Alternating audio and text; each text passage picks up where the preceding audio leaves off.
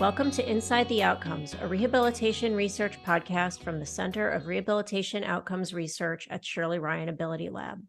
Today, I'm speaking with Dr. David Chen, the George M. Eisenberg Chair of Spinal Cord Injury Rehabilitation and Project Director of the Midwest Regional Spinal Cord Injury Care System, also known as MER6 at Shirley Ryan Ability Lab. MER6 is funded by a grant from the National Institute on Disability, Independent Living, and Rehabilitation Research. Welcome to the podcast, Dr. Chen. Thank you, Sharon. I'm pleased and honored to join you today.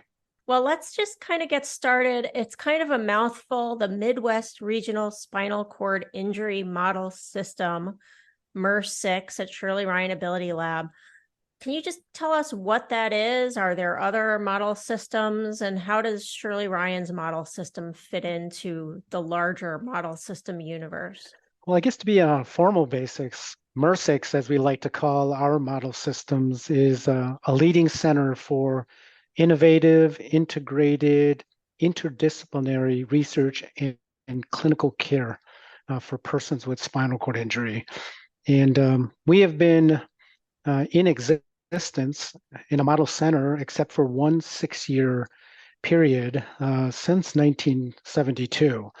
And so given the length of time and duration that we have been a model systems center, it's, I think, remarkable that, we don't often look back on how we came into existence and the role and how we have fit into the whole national, if not international, care of persons with spinal cord injury.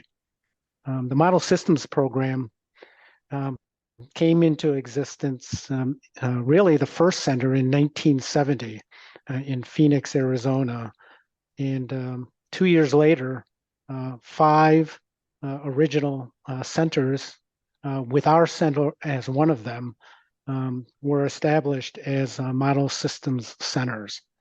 And ever since that time, pretty much every 5 years, there is a competition to become a model system center. And I think what that does is it shows the dedication, the focus of these different healthcare centers and rehabilitation centers trying to improve and advance the care of persons with spinal cord injury.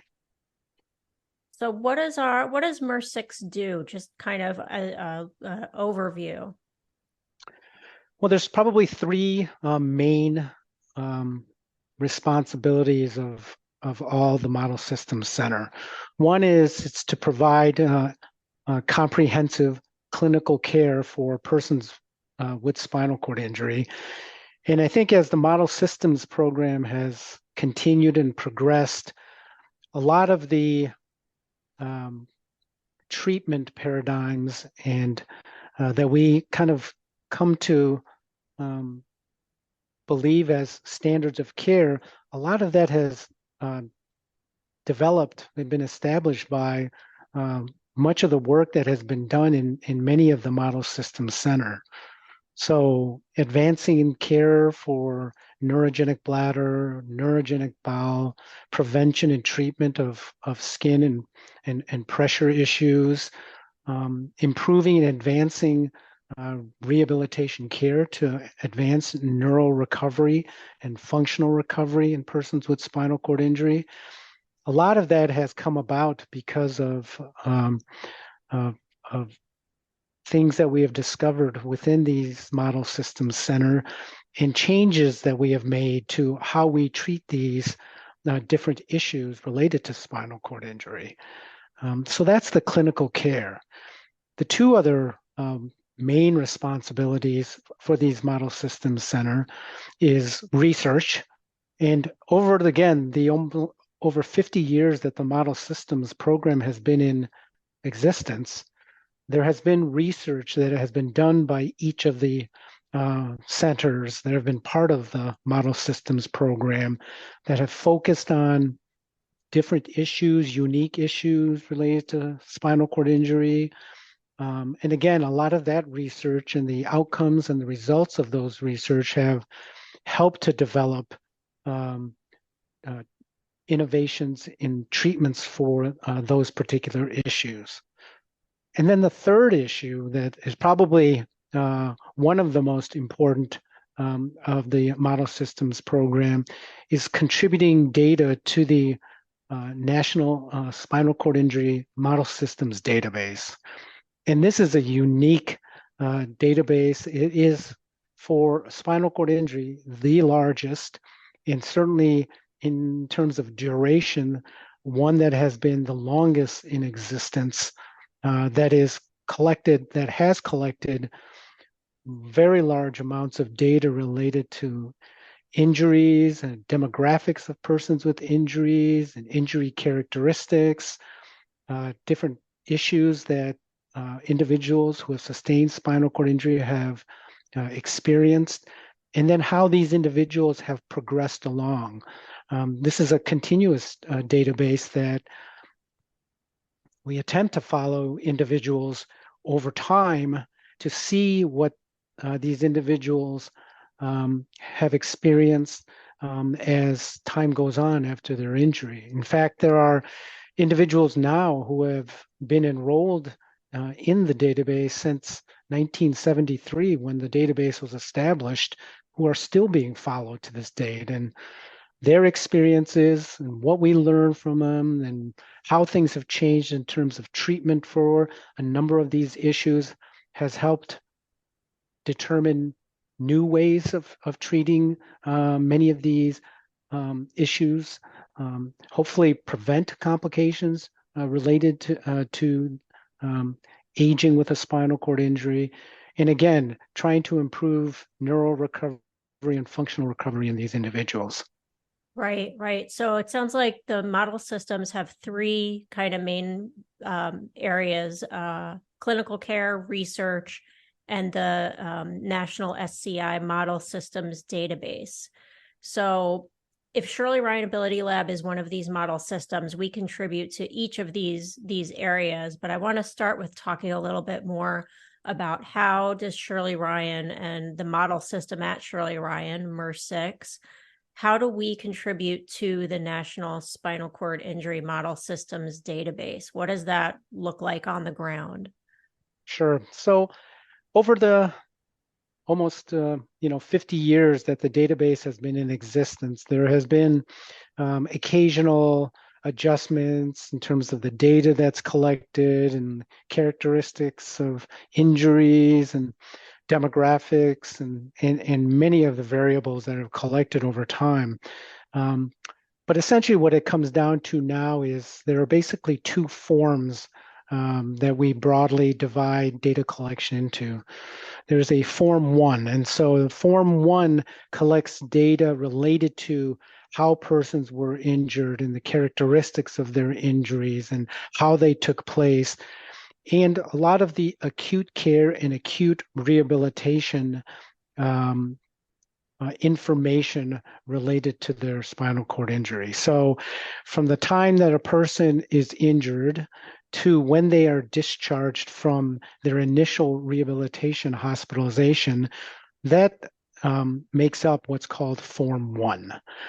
So that's a large volume of data related to, again, demographics of injury and the early care of these individuals. Form 2 is the long-term follow-up of these individuals. And so the first Form 2 collection is 1 year after injury. And then after that, individuals are contacted every 5 years in order to collect, again, data related to what has changed in those 5 years, or in the case of the first year follow-up, in the first year after their injury, in terms of medical complications, changes in rehabilitation outcomes, or what they have been receiving from a standpoint of care, medical complications, changes in their neurological condition. And so a lot of the long-term outcomes and changes that we've seen over 50 plus years in persons with spinal cord injury has come about from data that's collected in Form 2, and as we see these trends and changes over time with these individuals. So, about how many people does Shirley Ryan and Ability Lab enroll into the database in an average year? In terms of Form 1, we enroll about on average about 90 to 100 individuals with new injuries, which makes our center actually one of the leading contributors to the database.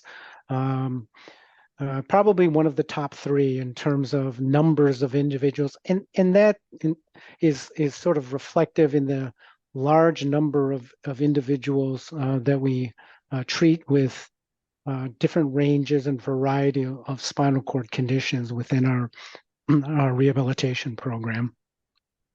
So, what kinds of researchers can access this data? Are they available to researchers outside of the model systems?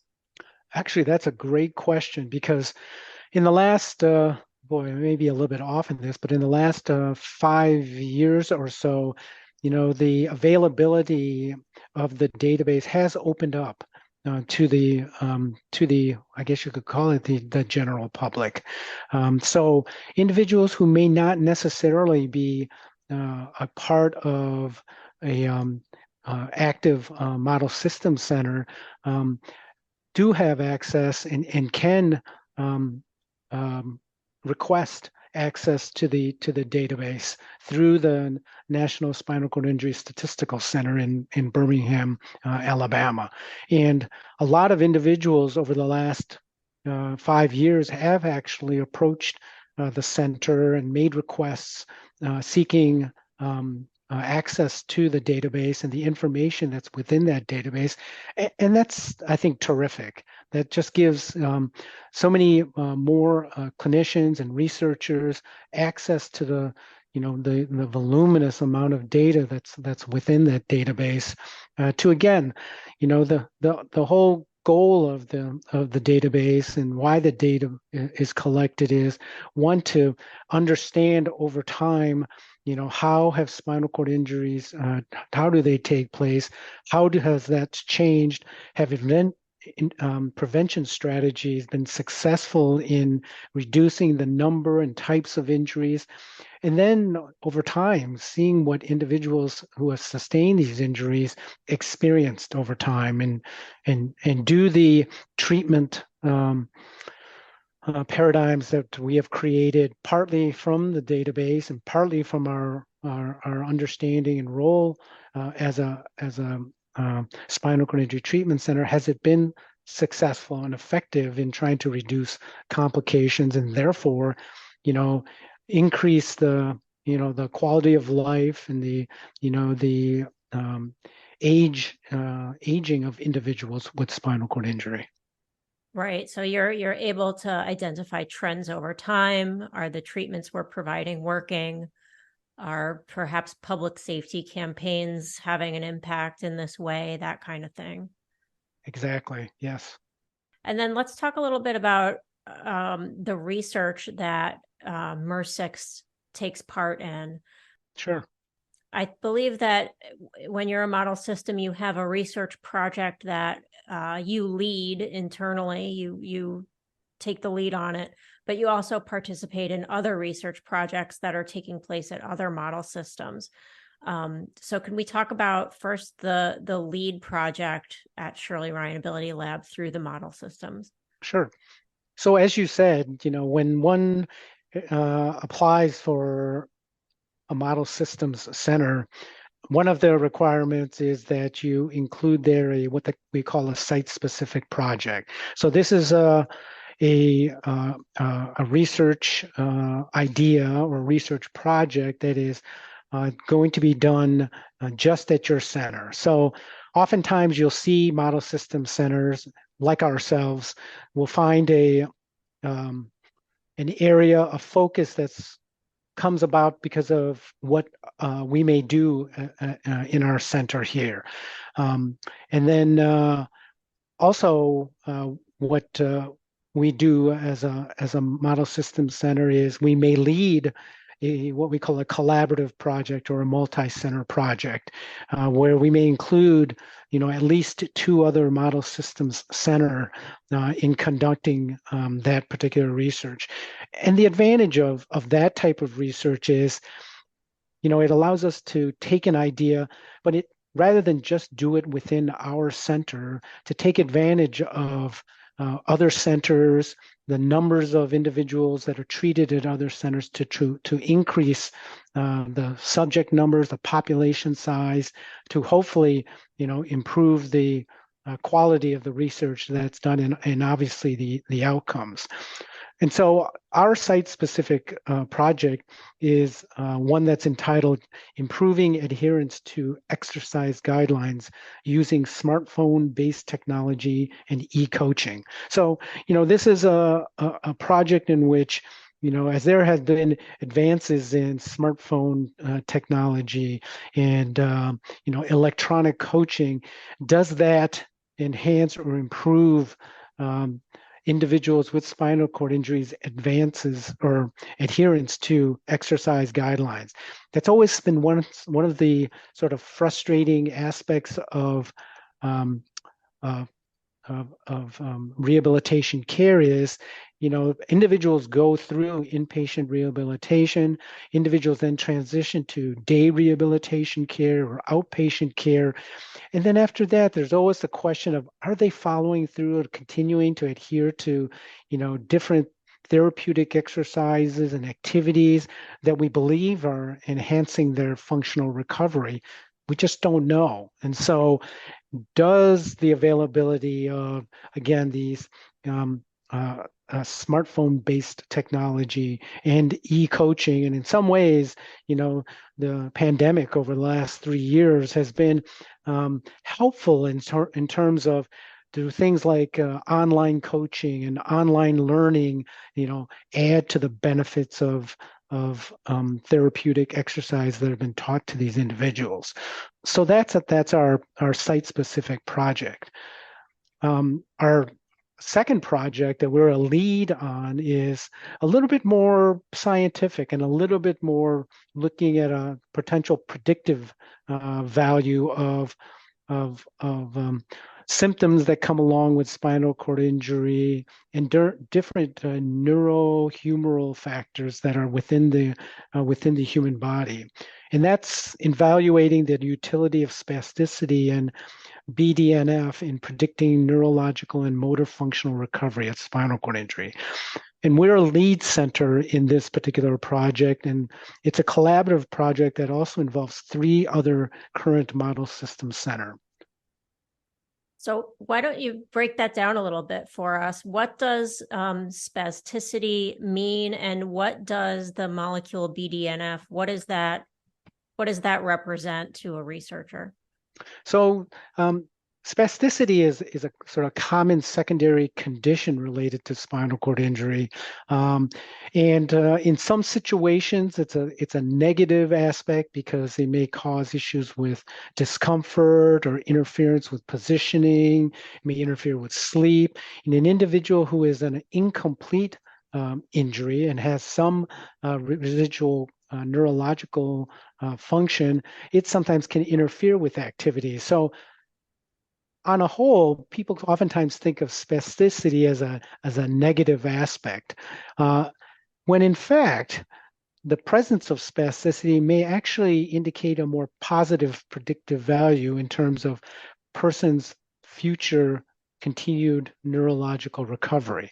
So part of this particular study is looking at and measuring and quantifying as best as possible spasticity to see over time, individuals with different degrees of spasticity, is it actually indicating a more positive potential neural recovery in these individuals?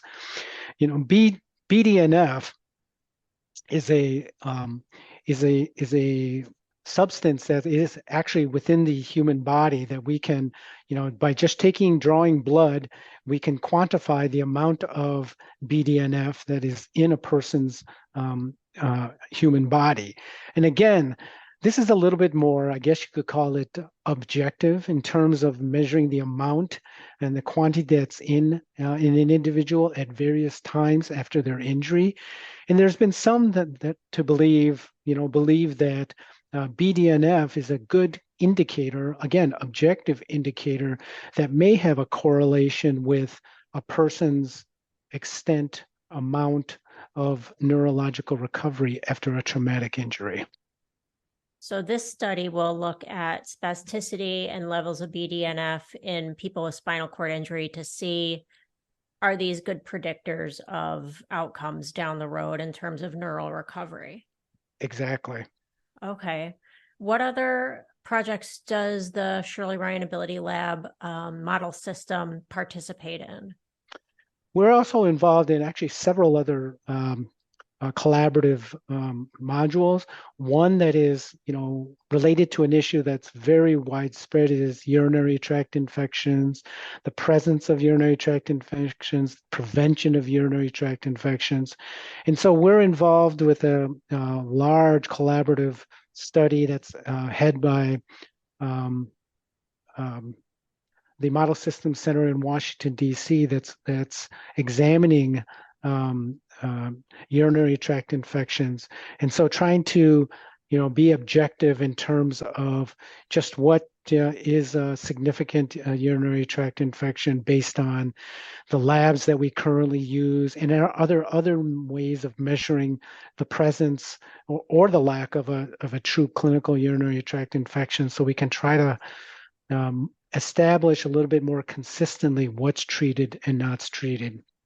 The Model Systems Spinal Cord Injury Program is one that's been present here at the Shirley Ryan Ability Lab, and prior to the Shirley Ryan Ability Lab, the Rehabilitation Institute of Chicago, since 1972, except for one 6-year period. And it has sort of become sort of an accepted and established part of our spinal cord injury clinical program and our research projects. And I think what it really shows is the commitment and dedication to spinal cord injury care and spinal cord injury research that the Shirley Ryan Ability Lab has determined and established is going to be an important part of the clinical care and the research that we do as part of our program. And it's certainly one that has created and established innovative treatment paradigms, not only related to medical complications and prevention, but even for rehabilitation care, both new injuries and individuals who have been injured for longer periods of time. So I hope it continues within our center here. I think it's a terrific aspect of our program, of our clinical program, and I think it's one that has been incredibly valuable in terms of advancing the care for persons with spinal cord injury. Well, thank you so much, Dr. Chen, for being on the podcast. It's been great talking to you and learning more about the model system at Shirley Ryan Ability Lab. Thank you, Sharon. This has been Inside the Outcomes, a rehabilitation research podcast. This podcast is supported by the National Institute on Disability, Independent Living, and Rehabilitation Research. This is your host, Sharon Parmet, signing off. I hope you'll join us for the next episode.